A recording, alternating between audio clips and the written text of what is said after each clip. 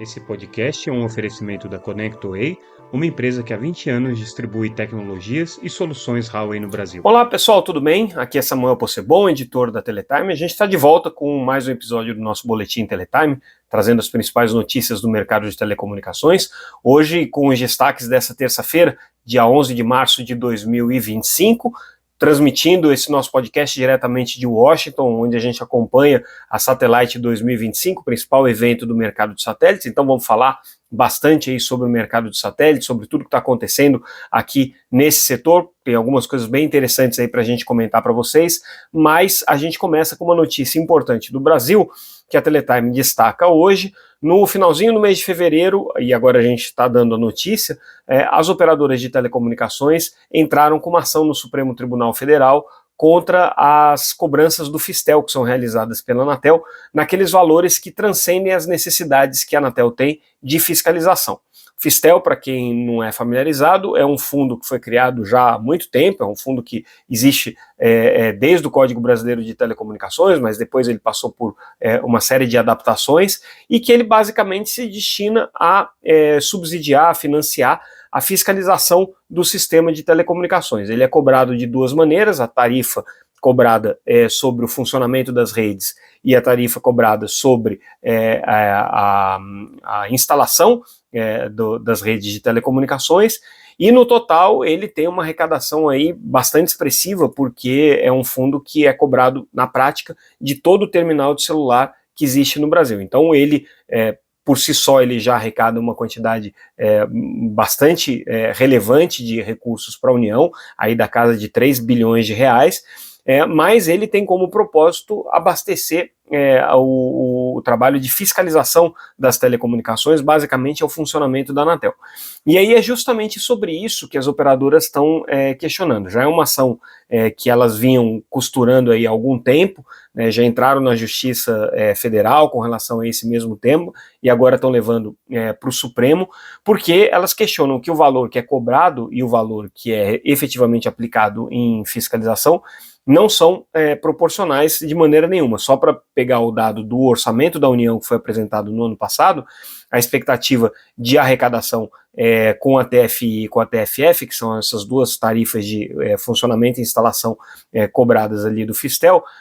a expectativa do governo é arrecadar quase 900 milhões de reais, sendo que desse total só 37,5 milhões de reais são aplicados efetivamente em atividades de fiscalização. Esses números aqui são um pouco discutíveis, porque na verdade a arrecadação do Fistel é maior do que isso, e o funcionamento da Anatel, né, que é a atividade geral da agência, que não está restrita só à área de fiscalização, mas todo o trabalho regulatório, também tem um valor superior aqui a esses cerca de 37,5 milhões de reais que estão colocados. Mas, de qualquer maneira, a proporção é essa, tá? Você tem hoje uma quantidade muito maior de recursos arrecadados do que recursos empenhados aí na atividade de fiscalização. E como a legislação fala que o Fistel tem como propósito abastecer a fiscalização da Anatel, as associações setoriais aí de telecomunicações, que estão representadas debaixo da Conexis, né, tecnicamente a Abrafix e a CEL, que são duas associações que existem pro forma, representando as empresas móveis e as empresas fixas, mas na prática todas elas ficam no guarda-chuva debaixo da Conexis. Entraram com essa ação, então, questionando essa cobrança. A gente lembra que esse é um tema que já está sendo discutido já há mais de um ano. As operadoras, desde a época da pandemia, já entraram com ações na Justiça Federal, questionando a cobrança do Fistel. Há um ano atrás, mais ou menos, isso já deu uma polêmica. O presidente da Vivo chegou a se manifestar sobre esse assunto. Na ocasião, o presidente da Anatel, Carlos Baigorre, já tinha alertado também as operadoras para o risco dessa ação que elas estavam entrando gerar um passivo, um contingente aí de recursos que seriam impagáveis num determinado momento, né? Naquela ocasião, há um ano atrás, ele falava que esse passivo já estava em 11,6 bilhões de reais. Então, certamente, esse ano já supera aí com facilidade os 13 bilhões de reais, né, dentro dos montantes que não foram arrecadados, mas justamente agora essa briga sobe para o Supremo. Vai ser uma disputa importante entre a União e as operadoras de telecomunicações, e a consequência dessa briga pode ser que caso as operadoras vençam, que elas tenham aí um alívio tributário relevante, significativo, né, e caso a União vença, que as empresas vão ter que pagar esse passivo, claro que está contingenciado, elas estão preparadas aqui para fazer esse pagamento, mas existe aí uma disputa. Eu já conversei com algumas pessoas do setor de telecomunicações que me garantem que essa ação aqui é considerada uma ação praticamente ganha, né, porque os argumentos são muito sólidos em favor das empresas de telecomunicações, mas por outro lado, né, existe um componente político aqui nessa disputa, e certamente o Ministério da Fazenda, o governo federal, vai conversar com o Supremo sobre os impactos que uma ação como essa pode ter na arrecadação da União. Então, esse assunto aqui promete escalar, promete ganhar aí um contorno bem mais dramático do que uma mera ação venha a sugerir, porque esse é o fundo que mais arrecada recursos no setor de telecomunicações e certamente é o fundo que o setor de telecomunicações mais questiona. E ele tem consequências, né, porque ele é um fundo que se aplica à fiscalização, ele sustenta, portanto, as atividades fiscalizadoras da Anatel, mas ele também é a referência, por exemplo, para a cobrança da Condecine, da contribuição para a radiodifusão pública, que são também contribuições setoriais que são feitas a partir da referência da TFF e da TFI. Então, tudo isso pode repercutir e a gente vai acompanhar essa ação com certeza muito de perto, porque ela pode ter consequências bem importantes aí. Agora eu vou falar um pouquinho sobre o que está acontecendo aqui em Washington durante o evento que a gente está acompanhando, a Satellite 2025. É um evento que, como eu já disse, discute toda a dinâmica do mercado de satélites no mundo, os principais operadores estão aqui, as principais empresas do setor de satélites estão aqui. O que chamou a atenção é que esse ano a gente não tem a presença das principais empresas desafiantes, ou aquelas empresas que estão mudando o mercado de satélites. Starlink, do Elon Musk, e também a Amazon com o seu projeto Kuiper, que normalmente participava desse evento, esse ano está de uma maneira bem mais discreta, bem mais comedida aqui no encontro desse ano, o que dá espaço para que as operadoras tradicionais possam trazer as suas propostas de negócio e discutirem o ambiente que elas estão vivendo com um pouco mais de liberdade. E a consequência disso é que elas estão defendendo de uma maneira bastante veemente os modelos que eles desenvolveram para contrapor a esse crescimento das empresas entrantes, especialmente da Starlink. E qual que é esse modelo? É o que eles chamam de multi-órbita, o modelo em que, a partir de várias constelações diferentes, as empresas conseguem oferecer um serviço corporativo mais robusto para os clientes. E a gente está falando, claro, do mercado B2B, que é o principal foco do mercado de satélites, né? Ele tem também, claro, um braço importante de atendimento ao consumidor, onde a Starlink aí nada de braçada, mas no mercado corporativo, que é o principal filão aí do mercado de satélites, a Starlink tem ocupado um espaço relevante, tem botado uma pressão muito grande na concorrência com as empresas tradicionais, mas é onde eles têm mais chance de conseguir resguardar um território, porque o mercado corporativo envolve qualidade de serviço, envolve suporte, envolve atendimento, envolve uma série de atributos que a Starlink até então não tem como oferecer, e é onde que as empresas de satélite conseguem se colocar de maneira diferenciada. Então eles têm defendido muito, né, esses modelos de negócio. A Intelsat trouxe números aí bastante relevantes, dizendo que hoje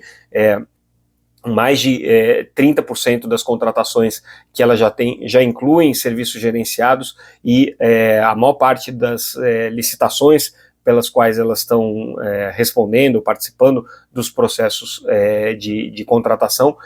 já incluem especificações para multi-órbita. A mesma coisa na SES, que é a maior operadora de satélites do mundo, dizendo que hoje já atende, por exemplo, o segmento de cruzeiro junto com a Starlink, e todos os serviços em todas as órbitas estão crescendo. Então, basicamente, a resposta que a indústria de satélites está dando para a questão da concorrência que sofre com as constelações de órbita baixa é essa oferta multi-órbita integrada. Isso tinha dificuldades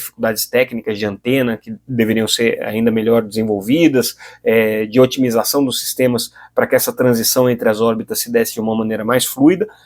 pelo que o evento está mostrando aqui, isso já está acontecendo. O que não está acontecendo, que é um outro ponto colocado aqui no evento, uma preocupação grande das operadoras, é uma redução de custos e um aumento da velocidade no processo de inovação de toda a cadeia de suprimentos do setor de satélites. Se de um lado a Amazon e a Starlink conseguem ser empresas altamente verticalizadas, que têm o domínio tanto do lançador, quanto do desenvolvimento dos produtos, quanto da operação, o restante da indústria de satélites sempre foi bastante horizontalizado, ou seja, com cada uma das empresas prestando serviço para várias outras empresas e atuando no seu nicho específico. Uma empresa que constrói o satélite, uma empresa que faz o lançador, uma empresa que opera o serviço, uma empresa que faz a integração e todas elas atuando de maneira independente.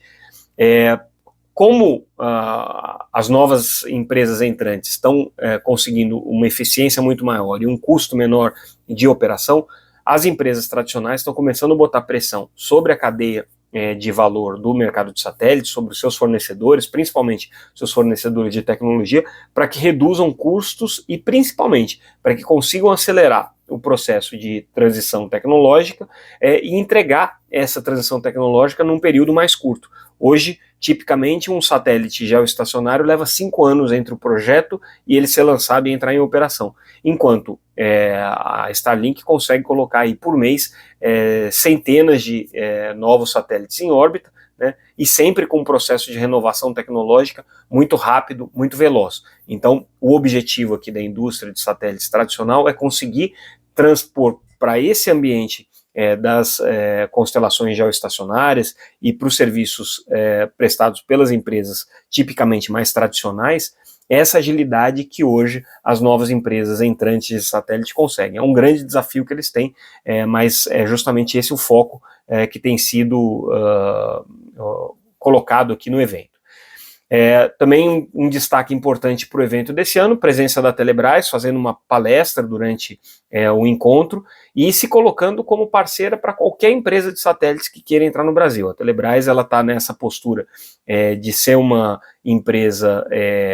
hub de parcerias, né? Eles não têm mais o propósito de operar por conta própria capacidade nem de satélite nem de fibra, eles querem fazer tudo isso sempre em parceria com outras empresas. Já tem parcerias aí na oferta do GESAC com a Viasat, que foi a primeira parceira, mas hoje já também com a Hughes, com a SESI e também com a Spasat. A Telebrás, ela quer ampliar essas parcerias, então já tem um memorando de entendimento com o governo da Espanha, um outro memorando de entendimento com o governo da China para desenvolver constelações de satélites, e, segundo a gente apurou, estão aí em conversa já com a Telesat, do Canadá, estão em conversas também com a constelação IRIS-2, a IRIS-Square, né, que é a constelação europeia que está sendo preparada aí para atender as necessidades da Europa em órbita baixa, e estão conversando também com a Amazon, né, para que toda essa capacidade possa ser utilizada para os serviços governamentais e estatais prestados pela Telebrás, mas que eles também possam ter ali na Telebrás um parceiro preferencial no Brasil. Então, a estatal aqui fazendo o papel de caixeiro viajante aqui, vendendo a sua posição hoje como prestadora de serviços preferenciais do Estado brasileiro, segundo a participação da empresa aqui, palavras, né, que foram ditas pelo executivo da Telebrás aqui em Washington. A Telebrás é o braço do governo na operação de satélites, então quem quer fazer negócio no Brasil tem preferencialmente aí a Telebrás como potencial parceiro se quiser se aproximar justamente do segmento governamental. Isso aí é uma das mensagens que ficam aqui da participação da Telebrás no evento aqui em Washington. E agora voltando para o Brasil, vamos falar um pouco sobre a ação no Supremo com relação à questão das torres. A gente está acompanhando ao longo dessa semana a votação que está acontecendo ali, mais um voto registrado nessa terça-feira do ministro Cristiano Zanin, na mesma linha, no mesmo sentido do voto que foi proferido pelo ministro Luiz Roberto Barroso, ou seja, contra as empresas de torres, contra a associação que representa as empresas de torre, a Brintel, que é quem move essa ação direta de inconstitucionalidade. Então, no entendimento do Zanin, a exemplo do que já tinha acontecido no voto do ministro Barroso e também no voto do ministro Gilmar Mendes, não deve prevalecer o pleito da Abrintel de restaurar a legislação que dava às empresas de torres a prerrogativa de se colocarem como empresas preferenciais aí no compartilhamento de infraestrutura quando uma nova torre for construída no raio de 500 metros. Lembrando dessa polêmica, rapidamente, né, havia uma legislação que previa esse compartilhamento das torres dentro desse raio de 500 metros. Essa legislação foi derrubada dentro de uma outra medida provisória, e aí a Abrintel agora questiona no Supremo Tribunal Federal essa derrubada desse dispositivo legal, alegando que ele tinha os seus benefícios ali de poluição visual, de ordenamento urbano e tudo mais, mas, por outro lado, a Conexis, que foi quem pleiteou a derrubada desse dispositivo legal, alega que esse dispositivo seria contraproducente para o desenvolvimento do 5G no Brasil, para o desenvolvimento das redes que as operadoras precisam implementar, porque tiraria delas a agilidade e a liberdade de poder colocar infraestrutura onde elas quiserem. Tem argumento para tudo que é lado, esse assunto aqui é bem complexo, mas o fato é que agora já são 3 votos aí a favor da Conexis contra um do ministro Flávio Dino, que deu inclusive a liminar nesse caso, a favor das empresas de torres. Outra notícia que a gente traz é um complemento até de uma notícia que a gente deu semana passada. Um estudo feito pelo Centro de Estudos de Telecomunicações da América Latina, o CET Latinoamérica, apresentado na semana passada no Mobile World Congress, mostra que, no caso brasileiro, ainda existem 50 milhões de pessoas que não conseguem acessar a internet com a chamada qualidade de conectividade significativa, ou seja, são pessoas que têm habilidades digitais insuficientes hoje para prestar ou para conseguir acessar a maior parte dos serviços de internet. Esse percentual aqui no Brasil é bastante preocupante, considerando que boa parte da população brasileira está conectada hoje com 4G, 69%, né?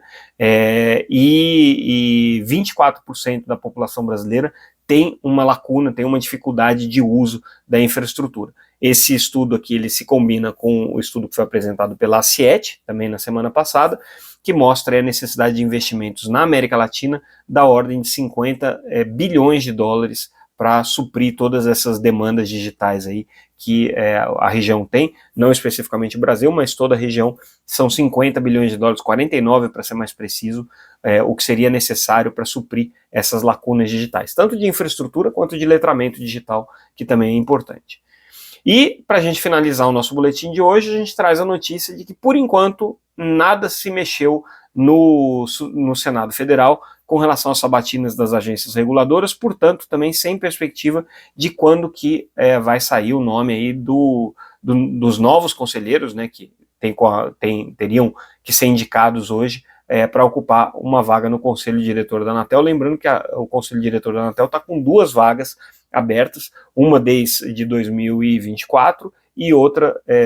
desde 2023 e outra desde novembro do ano passado, de 2024. Então, por enquanto, não tem sinalização de como é que vai ser a Anatel,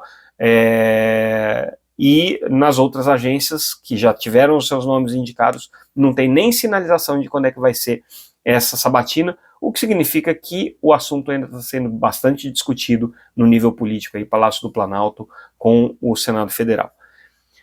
É isso, com isso a gente encerra o nosso boletim de hoje, ficamos por aqui, amanhã a gente volta com mais um Boletim Teletime, lembrando que tudo que a gente comentou aqui está lá disponível no nosso site www.teletime.com.br. É isso, pessoal, obrigado pela audiência de sempre, até amanhã, tchau, tchau.